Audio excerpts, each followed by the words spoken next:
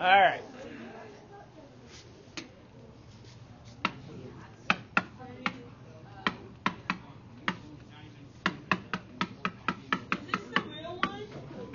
Okay, Big Bang. What's the difference between a theory and a law? Your notebooks are open. Big Bang Theory. You got something to write with. I've only said it like 7 times. What's the difference between a theory and a law?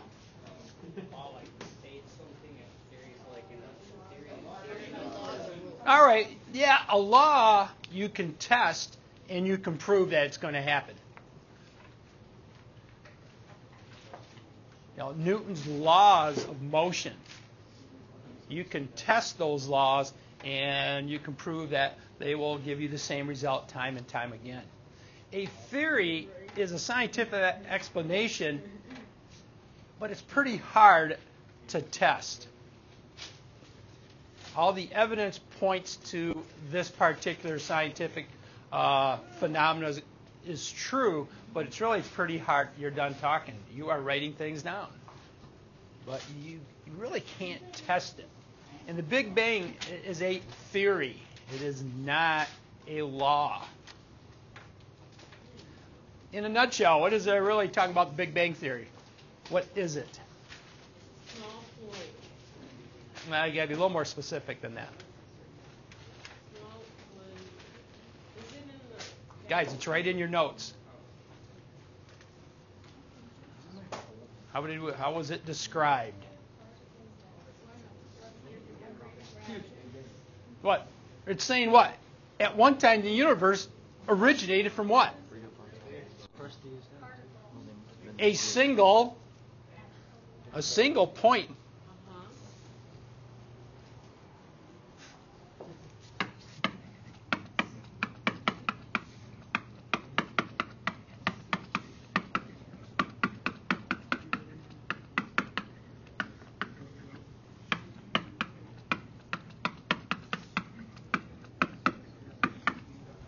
Kind of go, because really we're saying, what is the universe doing? It's expanding. And we'll get into the redshift. Now, make sure you get it all plugged in. This is ridiculous. You guys keep these things out. You don't plug them in. I don't quite understand how that works. But what they're saying is the universe is expanding. So if you were to take the opposite viewpoint, well, if it's expanding, therefore at some point in time, you could go backwards in time, if you will, and it would start to do what? Get smaller, smaller, smaller, and smaller, until really if you take it to the extreme, as it gets smaller and smaller and smaller and smaller, eventually what they're saying, they are theorizing, the universe really fit into a single point. When you talk about Big Bang Theory, it's this whole idea of expanding universe. I gave you 2 terms, and really we're talking more on cosmology here. What's cosmology versus astronomy? Yeah. The study. Which one? Cosmology. Cosmology? The study of nature and the universe. All right, when you talk cosmology, it's really the universe as a whole. When you talk about astronomy, you're talking about constellations, you're talking about the planets, things that make up the universe, galaxies, and so forth. Cosmology, you're taking everything in as a whole. It's kind of interesting, if you really start thinking about the Big Bang Theory, what is it saying about everything in the universe?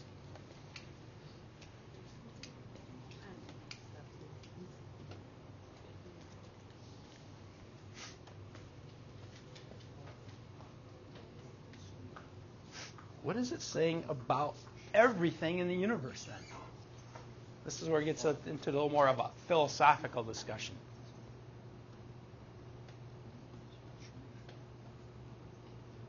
Everything in the universe at one time was where? At that singularity. Everything that makes up this school, automobiles, you. Remember, you went back to that whole idea, matter can't be created nor destroyed. You can only what? Transfer it. So, philosophically, it's kind of something to ponder. Well, beyond the scope of this course, but kind of something to ponder there. So we're saying the universe is expanding. You know what? We're not looking at Model Ts, the Roaring 20s. So what was the one big piece of evidence that scientists discovered? Oh, I believe it was the late 40s, somewhere around there. What's the one big piece of evidence for the Big Bang Theory, the expanding universe idea? It's right in your notes. The one big piece of evidence.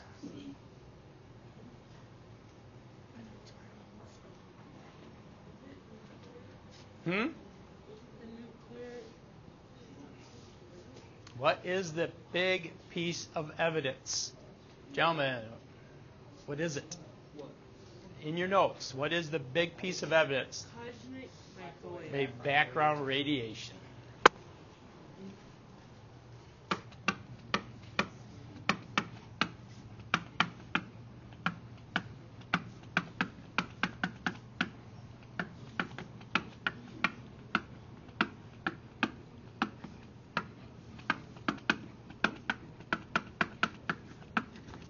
I think it was either tail end of World War II, late 40s, early 50s, Bell Laboratories up in New York. I believe it was Rochester. They were doing some work, some radio stuff, and they started noticing wherever they turned their antennas, they were picking up this energy, this background interference. And no matter where they pointed in the sky, they were getting the same amount. And so as they started checking all areas of the sky, there's this microwave radiation that seems to be the same. And they theorized that it is the leftover microwave radiation from the Big Bang Theory. And that's one of the major pieces of evidence for the Big Bang Theory, this cosmic microwave background radiation. What was the analogy that was used for an expanding universe?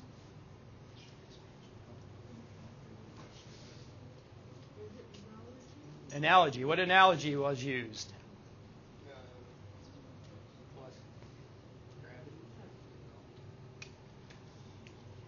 You put points on a balloon. As you blow the balloon up, what happens to the distance between the points? Well, the balloon gets bigger, but the points become farther apart from each other. That's a whole idea of an expanding universe. Yes? Why doesn't it do it? Huh? Like the Big Bang Theory. Why doesn't it do it? Well, there's theories out there that we've gone through several Big Bangs. To expand upon the theory, what's eventually going to slow it down and contract it? What overall force in the universe? Gravity. They're saying eventually gravity is going to slow the expansion down and reverse it. So then you wouldn't have an expanding universe, you would have opposite of expansion would be contraction. Some scientists have theorized there's been a couple Big Bangs, but we'll see on that. We're not looking at our grades. We're looking at our notes. Anything to add to this? Anything else to add to Big Bang? What two elements were formed at the Big Bang? Hydrogen and helium. Very good.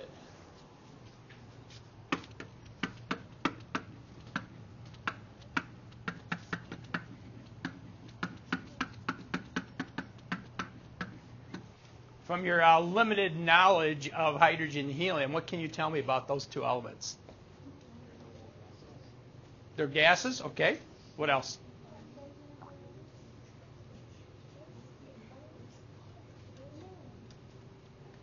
Notice we didn't add any more here, so what could you say about their relative abundance? There's what? There's a lot of it. Hydrogen and helium, two most abundant elements out there in the universe. when you guys were looking at your Google Earth sky, those nebulas, birthplaces of stars, composed mostly of hydrogen gas. So these two very light, they're called light elements because their molecular masses aren't very high, were formed at the Big Bang. So that means all the other elements have to be formed what? Some other what? Well, all the other ones got to be formed some other way, which we will look at. Questions? Anything to add to this one? What is your test? All right. Let's look at the redshift.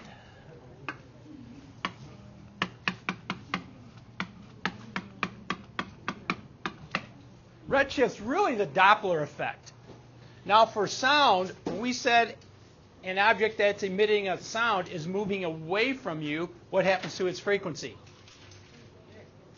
It decreases, therefore wavelength goes up. As it approaches you, the frequency increases, so wavelength gets shorter. Well, light works the same way.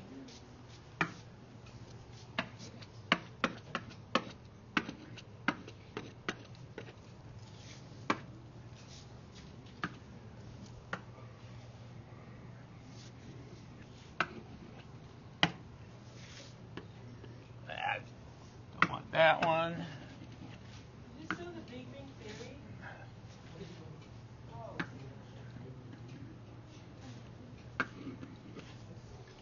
Light does the same thing. And scientists have noticed a shift in the star's spectra. Stars, as they emit light, are composed of different elements, and these elements give what's called a spectra. The next couple activities, we're going to look at a star spectra, and they're like fingerprints. Well, scientists have noticed if we're going with the expanding universe, as it expands, the light source is moving away from us. Therefore, the frequency should go and wavelength should get longer. And when you look at the visible light spectrum, remember it's Roy G. Biv. What is the low frequency of the visible light spectrum? Guys, it's Roy G. Biv. What's the low frequency side of the visible light spectrum? Red. Red's got lower frequency, longer wavelength. Violet, or the blue side, has shorter wavelength, therefore its frequency is higher. Scientists have noticed the elements that are in the stars, all their spectra is shifted to the red side. And that's another piece of evidence that the universe is expanding. If it was a contracting universe, you would see the star spectra moving to the what? The blue side, or a blue shift. Frequency would go up, wavelength would get shorter. So a contracting universe would be considered a blue shift. An expanding universe is what they notice now is called the redshift. That is another piece of evidence for an expanding universe. Questions? Anything to add to that?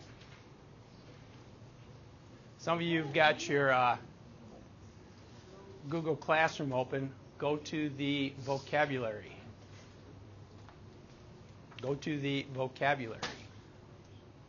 If it's open, go ahead.